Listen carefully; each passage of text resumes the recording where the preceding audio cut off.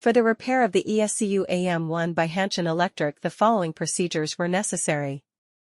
Replacement of various electronic components and general cleanup of the unit. For testing, we use a 24V DC power supply. When we connect the unit to the power supply, the LED lights up, indicating that it is responding accordingly.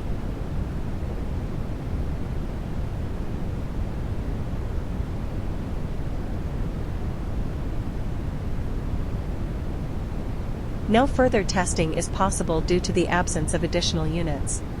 The same process is repeated and for the other ESCU-AM1.